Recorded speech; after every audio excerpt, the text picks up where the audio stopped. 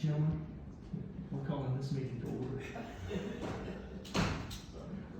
Appreciate everybody being here. This is the second of 3 hearings that we're having for public comment on the millage rate. And the first order of business is to adopt the agenda. Do I have a motion to adopt the agenda? Motion to adopt. Have a motion from Councilmember Thatcher. Is there a second? Second. Second from Councilmember Hicks. All those in favor, raise your right hand. All right, sounds good. Before we open up the public hearing for public comment, I'll ask if Mr. Radford will do the same presentation that he gave during the first hearing. Mr. Radford? Thank you. Good morning, everyone. State law requires cities and counties and school boards to advertise a tax increase whenever the previous year's millage rate would generate more tax revenues than the previous year. And in this case, to keep the millage rate the same as it has been for the past 18 years, it is calculated as a millage rate increase. This calculation requires the city to advertise a tax increase and hold 3 public hearings before adoption of a millage rate greater than the rollback rate. The city published the proposed tax increase in the June 26, 2022 edition of the Gwinnett Daily Post, which is the official organ of the city of Sugar Hill. Hearing number 1 was held last Tuesday of July 5th at 6:30. Second hearing is right now, and then at 6 o'clock tonight we will have the third and final required hearing before the issue of the millage rate is in the rest of the city council for consideration. City council, in 2021, the city began billing and collecting its own property taxes, joining other cities like Beaufort, Swanton, Duluth, Lawrenceville, Snellville, Lilburn, and Norcross in performing this function. I am proud of the hard work of our finance and customer service staff in making this transition seamless. Our collections rate increased slightly, but just as importantly, they were available and had the ability to promptly answer taxpayer questions during this transition. Once the council adopts the 2022 millage rate, the staff is prepared to do the calculations, prepare the billing, file, mail the tax bills, make the billing file available to escrow companies, as well as manage the payment process, and again, answer city taxpayer questions. Sugar Hill's millage rate has remained level at 3.8 mils for the past 18 years. This has helped the city navigate the economic chaos of the Great Recession, major weather events, and the global pandemic.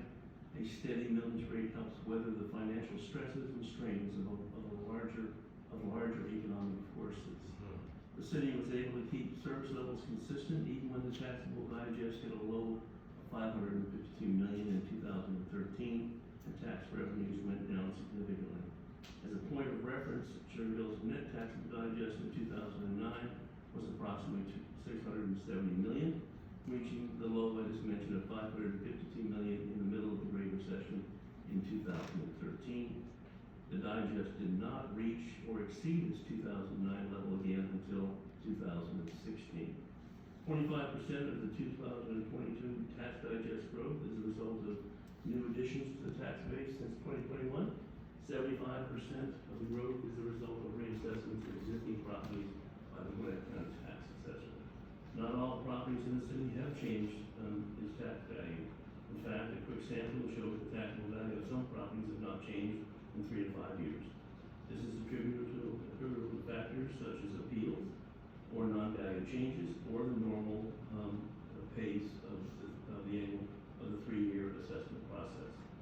Others have seen substantial growth as the county captured them in the normal 3-year assessment process.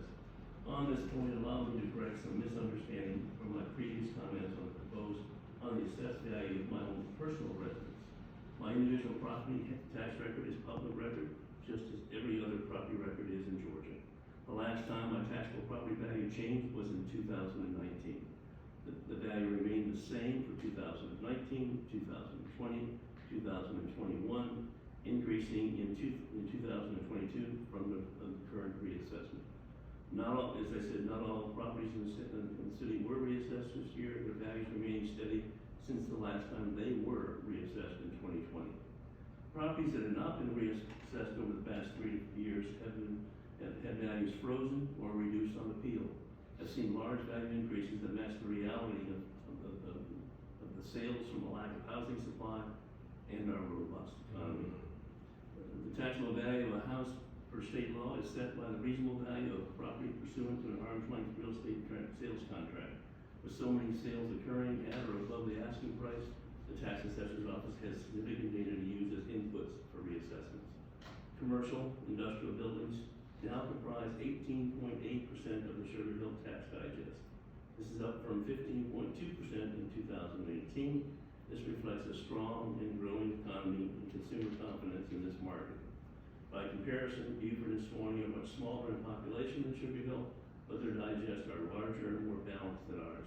Our city and tax digests are growing and evolving. For 2022, maintaining the city millage rate at 3.8 mils will result in the following. A homesteaded property with an average fair market value of $400,000 will pay $108 more per year, or 29.5 cents a day. A non-homesteaded property with an average fair market value of $525,000 will pay $142 more per year, or 38.9 cents per day. An average homeowner will pay $608 to the city for a wide array of services and less than most HOA dues. Sugar Hill's portion of the overall tax bill is right around 11.8% of the overall bill. Gwinnett County government portion is 23.7%, and Gwinnett County public schools portion is 64.7% of an individual overall tax bill. We are one of the fastest growing cities in the state, and the fastest growing county in the state, and one of the most diverse counties in the country, and one of the most recognized regions of the country, and one of the best states in the nation for business and families. We are the fourth largest city in Gwinnett. Only Peachtree Corners, Lawrenceville, and Duluth are larger, and we are closing the gap with Duluth and North Lawrenceville. Surprising to most, we are much bigger in population than Beaufort, Cumming, Lilburn, Norcross, Snellville, and Suwanee. There are 537 cities in the state. We are ranked in the top 70 by population. In 2010, our population was 18,522 people. Our 2020 census population is 25,259. Our digest growth tracks our population growth.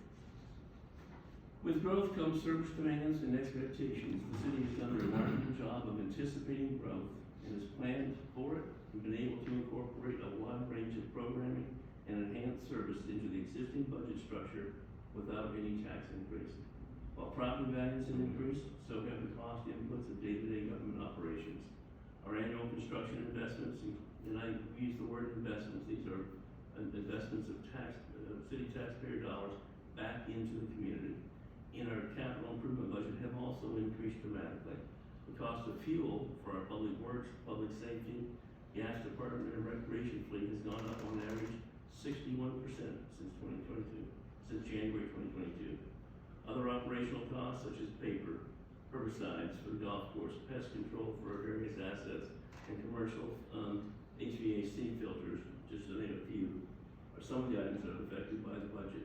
The biggest expense the city is facing is the cost of construction. For the Greenway, our anticipated cost of cement has gone up 281% over a 2-year period. Handrails for the Greenway have also gone up from $120 per linear foot to $225 per linear foot, an 87.5% increase over a 2-year period. 2 recent city-owned projects put up for bid based on 12-month-old construction cost estimates from well-respected engineering and construction firms came back with surprising numbers. An expansion and improvement to the historic Sugar Hill Cemetery had a cost figure estimated of $350,000 to $400,000 in our plans, again based on construction estimates from well-respected firms. Bids came back well over $1 million. We reduced the scope and will now do it in phases and with in-house expertise, but even then, the final cost will most likely double. A planned stormwater and flood control project also came back with bids well above what was projected. The estimated cost was around $3 million. Bids came in well over $8 million to $12 million. After significant value engineering and scope change, City Council approved the award at $3.9 million. The general fund helps leverage other funding sources for construction investments. We budgeted $800,000 to be transferred from the general fund to the capital improvement plan, and we now expect that amount to exceed $1.5 million to complete our 2022 reinvestment program and our capital improvement program.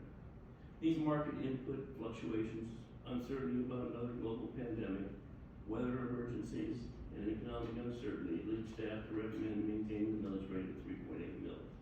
The fiscal policies of the mayor and city council now and over the last 18 years of taking a long-term view and embracing a strategy of applying the law of averages to the millage rate has helped build strong and reasonable reserves, kept service levels consistent and reliable, helped manage through dips or slumps in the economy while placing the city in a strong and resilient position.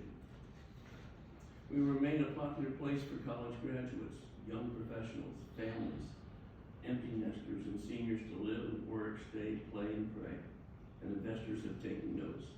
We want to keep it that way by continuing to serve and nurture those that live here, welcoming with open arms those that move here, urging them to become part of a community fabric, embracing investors that want to build to our vision, and ensuring long-term stability and sustainability. We remain committed to our collective vision while being flexible to changing market demands and conditions. We've expanded our public works to include maintenance of the entire expanse of Highway 20, Peachtree Industrial Boulevard, in downtown. We have onboarded sea-changing new investments such as the East Center, the Eagle Theater, the Bowl, the Don B. Goldberg Plaza, new parks, Ridgeline Park, the 22-acre property on Highway 20, Gold Mine Park, 9.2-acre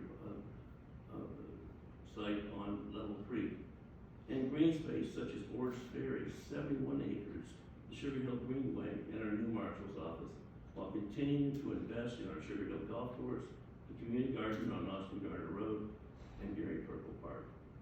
And something I am most proud of in our human assets, the 100 men and women who come to work every day to deliver essential services that make life in Sugar Hill unique and rewarding. We've enjoyed a robust economy and a robust housing market for the past few years. But national efforts to stem inflation and slow down the cost of housing will eventually affect our local economy.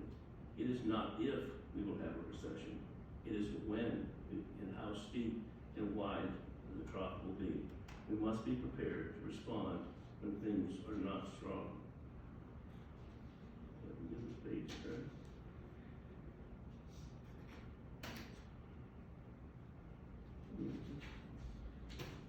So then, Mr. Mayor and members of the City Council, I conclude my report. Thank our staff for all their hard work, and my professional recommendation is that the city maintain the millage rate at 3.8 mils, same rate it has been for the last 18 years. Thank you. Thank you, Mr. Radford. And before I open up for public comment, are there any comments or questions from City Council of Mr. Radford? All right, I hear none. Now we will open up public comment.